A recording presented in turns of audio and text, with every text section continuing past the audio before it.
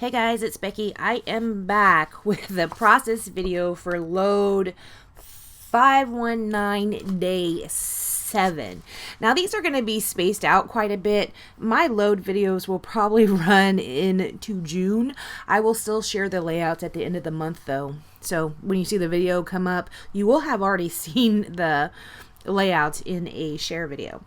So I am going to be using a great deal of Vicki Boutin All the Good Things collection for this layout, except for this piece of paper right here. This is from some kind of American Crafts line. It's older, and I'm going to use this as a good bit of the foundation of my layout. I am going to use this piece. I will also pull out the Vicki Boutin 6x8 pad. She has this orange piece of paper in there, this one right there. That just looks fabulous together. Now there was a prompt, and it was not on day 7, it was on day 6, but the prompt was something about golden hour. So I went ahead and chose these photos of the sunset and also of Jim putting his hands up like he was holding the sun. My layout on. These were taken at St. Pete's in Florida. We stayed at the Don Cesar, and I think this was like 2014 maybe.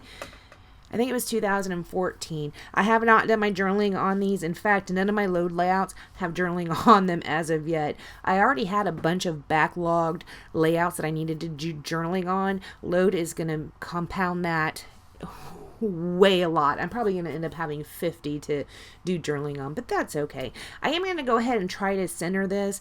I'm just going to stick it down with my regular ATG tape. On those photos right there, you saw I backed them with that striped paper you can see sitting over on the right hand side, just to bring in a little bit of color.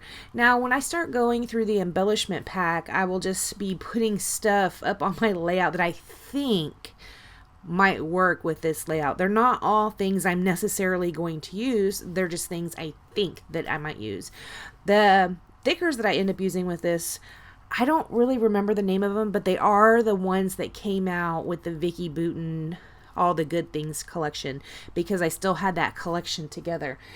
That collection that I have with all the good things, I think I still have some paper. Well, I know I still have a good bit of the 6x8 paper pad, but I don't have any full 12x12 sheets, so I might end up breaking that apart. I haven't really decided on that yet.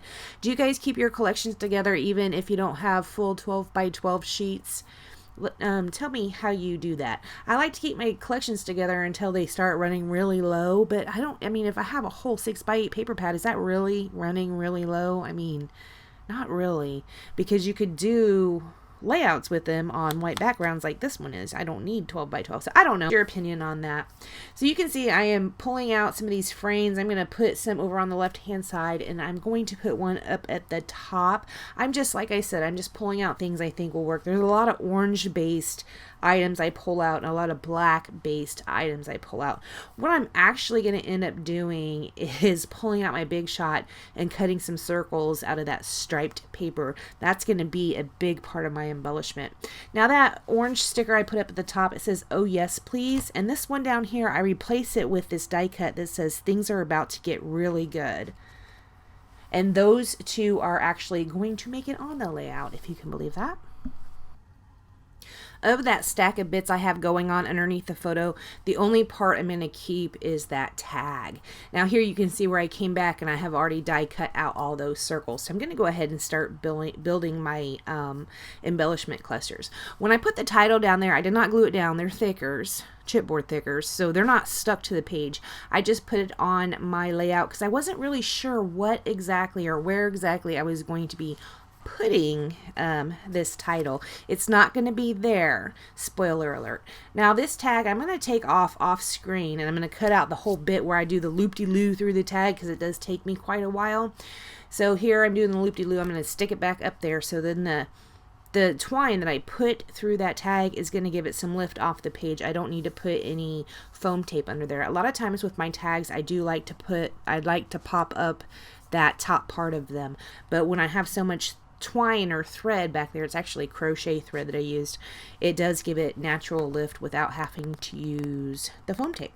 So I'm going to go ahead and start building the cluster over on the left hand side. It's just going to be that frame, one of the larger of the striped circles, smaller of the striped circles, and then I'm going to tuck in that black circle right there. That was in, I think I might have had it in a baggie that had some embellishments in there, but that got me to thinking that I need some more of these black circles. So I'm going to go find another piece of black cardstock and punch out a few more of those black circles to put down around the page.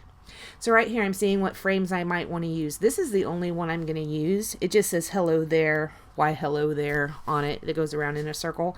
But I am going to use 2 more of the striped circles up there, and I'm going to pull out my little circle punch and punch out some more black.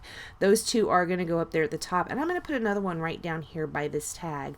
I will also end up pulling out another one of the striped ones to put on the left hand side of the tag, because that title is going to move down to the bottom, so that left hand side of that title or of that tag is going to be pretty empty until I stick that circle in there. I am just using that art glitter glue to stick down those circles. Here I pull out these LE Studio white letter stickers, and I'm going to spell out St. Pete's. I don't like how it ends up blending into the background, so I end up pulling out, I couldn't find them in black. I don't own them apparently, but I did find some other black alphas that I could use in its place, and it's that one company, something Gypsies, something I had picked up at Tuesday morning. I have a black alpha with from that company. I can't remember what the name of that company is, something Gypsy. I don't know, but you will see when I come back, we're going to have a transition here. When I come back, that St. Pete's is going to be black. You can see how it's really faded into the background right there. I don't love that. I did scatter around some enamel dots as well in several of the bits. Here I'm going to pull out the Heidi Swapp Color Shine in Black and give that a splatter around the page. After I do that, I'm not going to do anything else to this layout. I do need to write my journaling. I will probably write it on the tag unless I get too wordy. If I get too wordy, I'll put something on the tag and then I'll write my journaling on the yellow bit down there above the title. All right, guys, that's all I do to this layout. I want to thank you so much for joining me, and I will see you next time. Bye, guys.